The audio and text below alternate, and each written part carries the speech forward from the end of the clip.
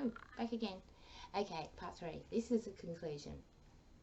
Alright, totally forgot about this and I can't. And it's going to be very quick because it's a very hard subject and it's going to be it's caused a great problem. Now, the devil and Lucifer.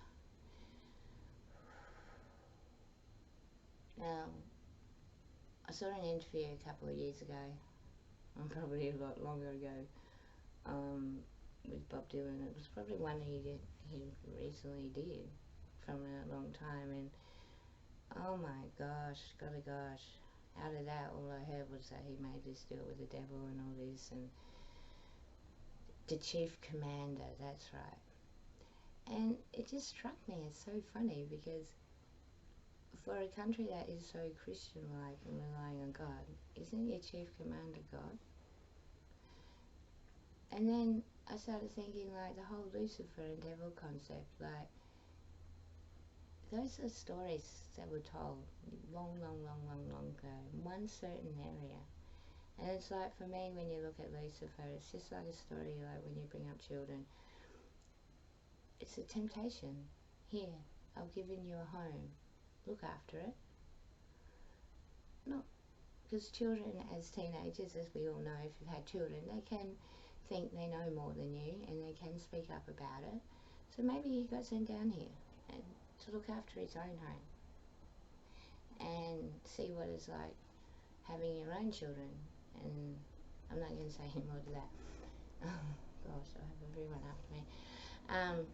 So then we go to the devil, like, so Lucifer and the devil are two completely different things. Completely different things.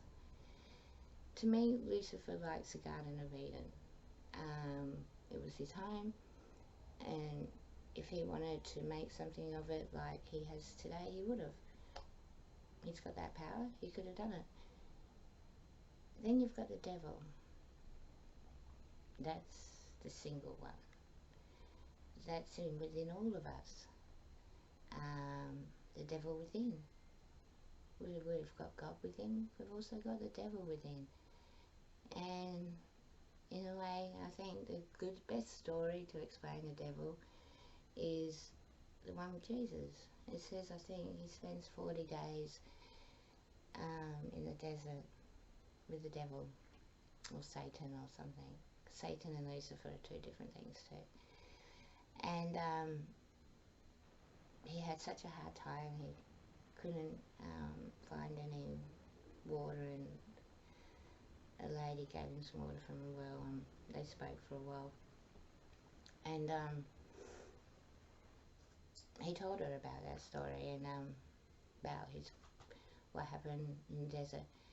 And to me, when you put all the pain and suffering of all the writers and all the people that saw something else out of the community than what was happening, whether it be a God, they had to put a name on the energy, which to me is a rainbow that connects everything. It's the splitting of light, and sometimes it comes together and we see it. And that's why we need to come together to be that rainbow of this earth, in a way. I know that's hippie, and well, it's not hippie, it's just me. So we get back to the devil, and in a way, he was fighting with temptation. Should he go out and take this path of following God's way and totally denying the world around him, because the world around him was not God's way? He could see problems everywhere, and it was his fight within himself of what he should do. It's been all mistranslated. I don't want to get into any part of that story other than what I've just gotten into, because to me that explains the devil for all of us. We go through this fight through life of right and wrong, when Everyone's got their own concept of right. Everyone's got their own concept of wrong. Everyone's got their own concept of love. Everyone's got their own concept of neighbour. And how do you fit that all in? And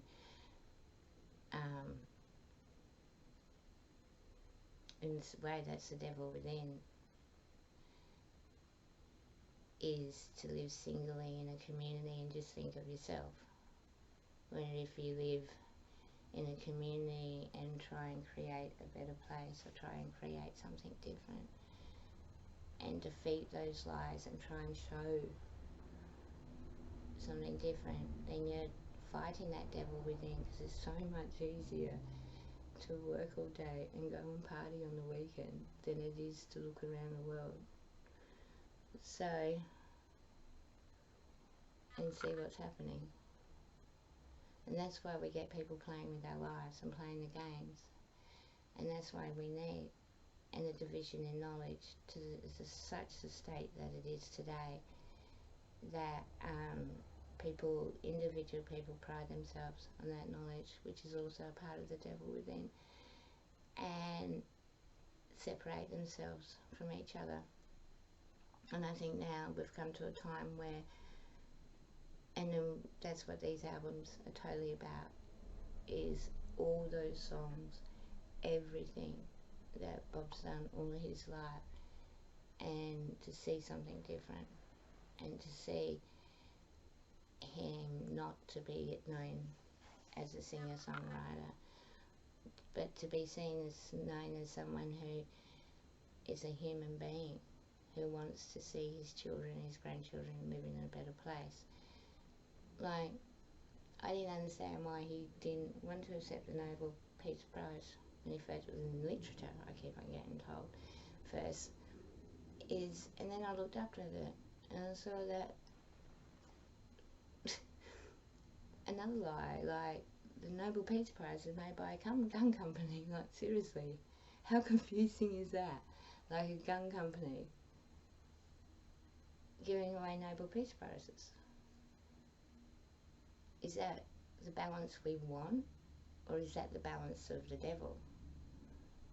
Or do we want a balance where we can try and work through each other's faults and understand we're not perfect, and by doing that, showing our children there's no need to fear each other, because a child growing up with fear is not a good foundation for anyone.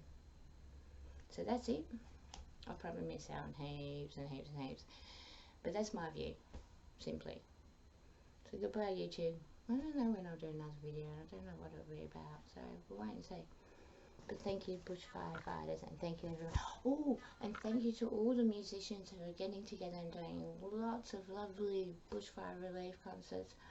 It's totally amazing.